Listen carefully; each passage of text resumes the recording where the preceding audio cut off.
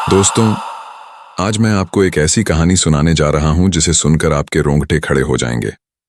यह कहानी है एक मजदूर की, एक ऐसे मजदूर की जिसने अपनी जिंदगी भर ईंटें ढोईं, सीमेंट मिलाया और ऊंची ऊंची इमारतें खड़ी कीं। लेकिन उसके अपने सपने कभी पूरे नहीं हुए। उसका नाम था रघु। रघु की जिंदगी बहुत ही कठिनाइयों में बीती थी। गांव से वह शहर आया था कुछ रुपयों की तलाश में। उसके ऊपर कर्ज था, मां बीमार थी और बीवी बच्चे पेट पालने को गांव में संघर्ष कर रहे थे। वह सोचता था कि शहर में मजदूरी करके थोड़े पैसे कमाएगा, सब कुछ ठीक हो जाएगा। लेकिन किसे पता था कि यही शहर उसकी कब्रगाह बन जाएगा।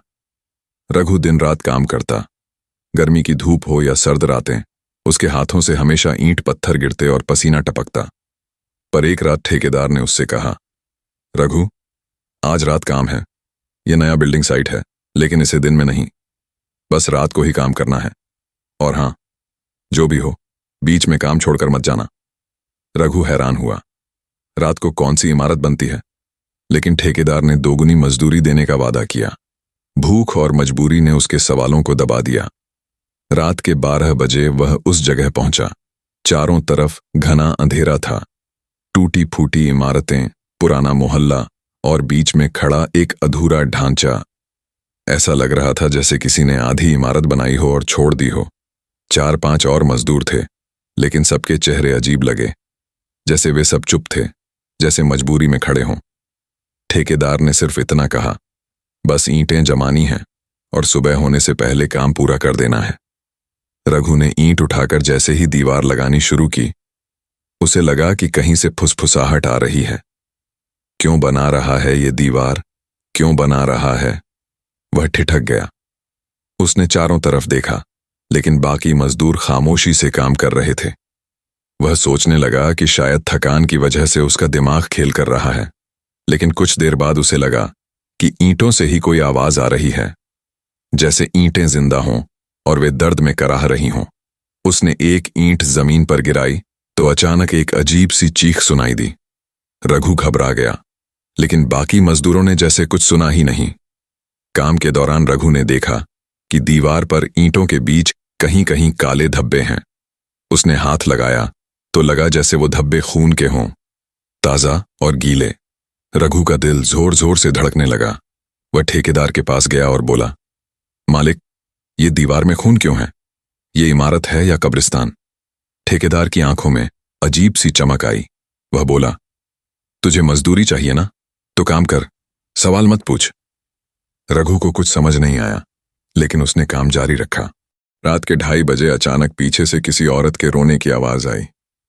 रघु ने पीछे देखा, वहां कोई नहीं था, लेकिन छाया सी आकृतियां हिल रही थीं, जैसे कोई कैद से निकलने की कोशिश कर रहा हो। धीरे धीरे उसे समझ आने लगा, यह इमारत कोई सामान्य जगह नहीं थी। यहां पहले एक पुराना अस्पताल था, जहां महामारी के दौरान सैकड़ों लोग मर गए थे। सरकार ने उस जगह को सील कर दिया था, लेकिन अब ठेकेदार रातों रात उस जगह पर नई इमारत बनवा रहा था। लेकिन सवाल यह था, उन आवाजों का क्या? रघु ने देखा कि हर ईंट लगाते ही उसमें से किसी इंसान का चेहरा उभरता, कोई औरत, कोई बच्चा, कोई बूढ़ा, और फिर गायब हो जाता। वह कांप उठा, उसके हाथ से ईंट गिर गई। बना, बना, बना। ये फुसफुसाहट अब चारों तरफ गूंजने लगी। रघु ने बाकी मजदूरों की तरफ देखा और यह देखकर उसका खून जम गया। बाकी मजदूर इंसान ही नहीं थे। उनके चेहरे सड़ चुके थे, आंखें ढंसी हुई थीं। वे सब मरे हुए लोग थे, जिनकी आत्माएं इस इमारत में कैद थीं। रघु भागने की कोशिश करने लगा, लेकिन चारों तरफ दीवारें खड़ी हो चुकी थीं। वह दरवाजे की ओर भागा, लेकिन दरवाजा ईंटों से बंद हो चुका था। अब सिर्फ वही दीवार बची थी जहां उसे ईंट लगानी थी। ठेकेदार उसके पास आया और डरावनी हंसी हंसते हुए बोला, अब तेरी मजदूरी पूरी होगी रघु, ये आखिरी ईंट तू ही लगाएगा। रघु चीखता रहा, लेकिन उसके हाथ अपने आप ईंट उठाने लगे, जैसे किसी ने उसकी आत्मा पर कब्जा कर लिया हो। उसने आखिरी ईंट लगाई और उसी पल दीवार से खून की धार निकल पड़ी।